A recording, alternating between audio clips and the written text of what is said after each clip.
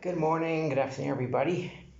Parshas Bo, pretty exciting. I'm actually heading to Shalim in a couple hours for Shabbos. My niece, Eliza and Gedalia, we all get the kids, Eric Yisrael.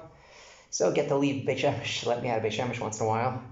And so heading out in a little bit. So the interesting thoughts that took place, things that came to mind this week. End of week's last week's Parshas Barad. And last three Makos from this week's Parsha, we have Rosh Chodesh, we have Pidyon Ben, we have Tefillin, leaving Mitzrayim, Korban Pesach. This is the big game changer in the history of the Jewish people, Parshas Bo. And Pritzalik talks about how each Makkah, sometimes there's a hasra, sometimes there's a warning, there's no warning, sometimes we see exactly what Hashem says, Moshe says over. Sometimes you don't see that. In Parshas Arba, it says that Hashem said to Moshe said to Paro what Hashem said. Don't know exactly what took place, what he said, but one omission that the Pri Tzaddik talks about is by Barad. So we know, we all have pictures in the Haggadah. We all know the kids' book. We see the Barad. We see little fireballs and fire, ice and fire, and things are on fire and everything. And what's interesting, which I never thought about until a couple days ago, is that was not part of the warning. Paro does not know that there's fire, and perhaps they don't even see fire at all. The warning is on Barad. It's going to destroy everything that's left over. It's going to just wipe everything out.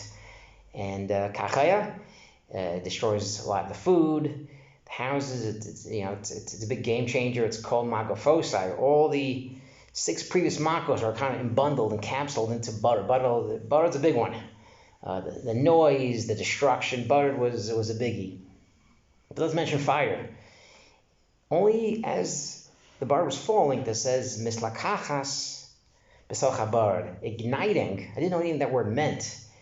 Mislakachas, fire, igniting in the Barad. As it's falling, it's igniting in the Barad. And what's the point of this? And the point is that the Jewish people are at the level to understand, a new level of understanding what the Makkas were and who they were and what HaKadosh Baruch Hu is.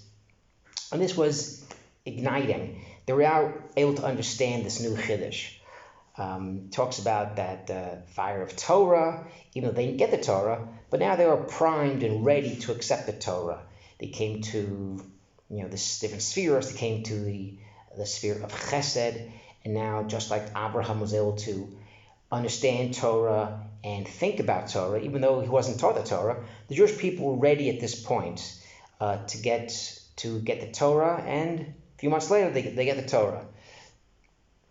The people were, and we know that there's a concept of that there was a Makkah Naguf for Mitzrayim, but it's a Rafu to the Bnei Yisrael. Every Makkah that the Jewish people witnessed that the Mitzrayim were suffering, this had an effect on the Jewish people. From Dam, Fardea to Kingdom, to understand that we should trust Moshe. Moshe knows what he's talking about, to the level of there's Hashem in the world, because even the other magicians couldn't do it, to the level that Hashem could differentiate between different animals, and here there's a Makkah, this street there's no Makkah, differentiation. Jewish people are on the level now of really accepting that there was one Hashem and that they're actually going to get out of Mitzrayim and get the Torah. So now the lessons that built up the past year weren't just stam lessons, they weren't just things to bother the Mitzrayim. These were internal lessons that they were learning for themselves. And this is kind of the schachus, is to take not just a Chiddush in Torah, but a Chodesh, Rosh Chodesh. Each day is new, each Shabbos is new, the perspective is new. This is something that happened actually this week to me. I got a flat tire, bicycling, and usually, it's not pleasant, even though now I could fix the tires. There was a time where I had to get someone to take me home. There was a time where I didn't carry a spare tire. I would see if I could patch it up, and that would never work. So now, Baruch Hashem, I'm able to change a bicycle tire. The road bike is a little difficult to get the cover off. Now with my gravel bike, it's a little bit easier to get the tire off. 20 minutes, not too bad, but it's a nuisance. It's, I planned an hour and a half to go bicycling, and you get a flat tire. Now you're stuck somewhere, and then it's another 20 minutes to get back home. So your day changes a little bit. Now you got to start work a little bit late. Your day's a little off. You're getting thrown off. It's really it's a nuisance. You got to stop on the side of the road. You got to take your tools out. You got to do this. And, not pleasant. You didn't plan on, when you started, an extra 20, 30 minutes onto your trip. Okay, nope. So usually you get a flat tire. It's upsetting. And, okay, nope, that's that. But this week was interesting, my flat tire, because it came the first flat tire I had in a year, because I have these tires with the slime inside, so they don't get the punctures as easy. So if it does get punctured, it seals itself. So I was able to kind of go without a flat tire for at least a year.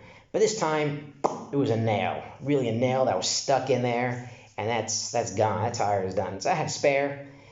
So the chiddush wasn't just at a flat tire. The chiddush was also that I didn't get one in over a year.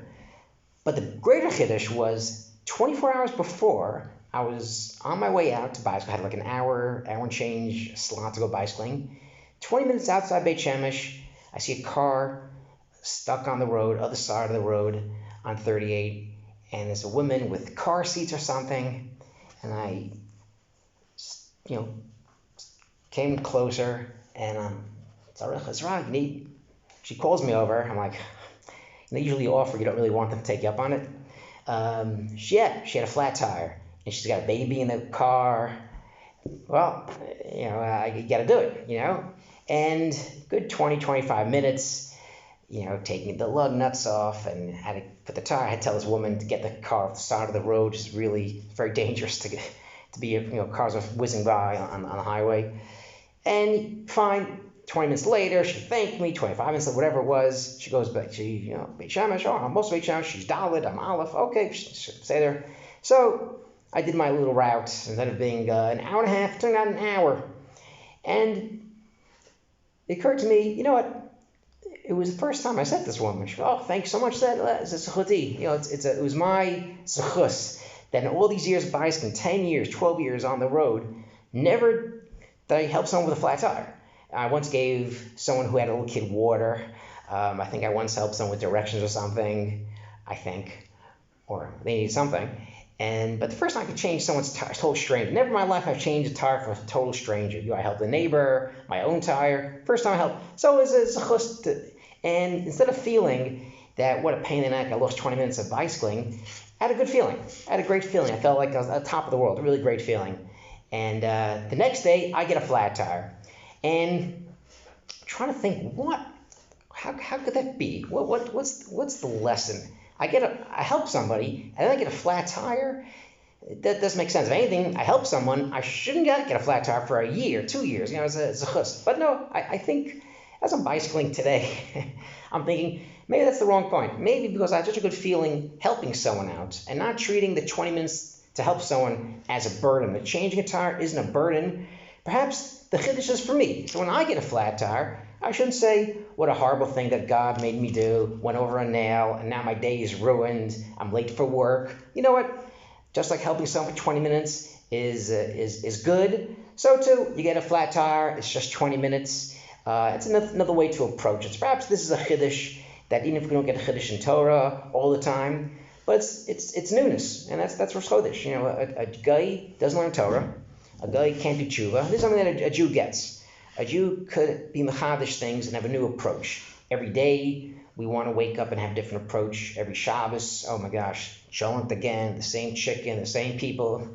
No, each Shabbos is different, and I kind of really enjoy looking for new people in shul. Oh, you're new here, welcome. It brings me a little bit of a schachus. Not that I'm bored, generally, but it's something a little newness, and that's kind of really what the parsha is. Right when we talk about the ability to people to see new and do new things, we have Rosh Chodesh. So the people are new. It's a new nation. They get the Torah. Torah's on its way, but they're primed to get it. They're able to feel this fire in the Barad, even though maybe they didn't see the fire. It didn't affect them, but they felt after the 6th, 7th Makkah, now they felt, something, this is really going to happen. And it wasn't just a regular Makkah, it was this conscious that the people felt. Shabbat Shalom.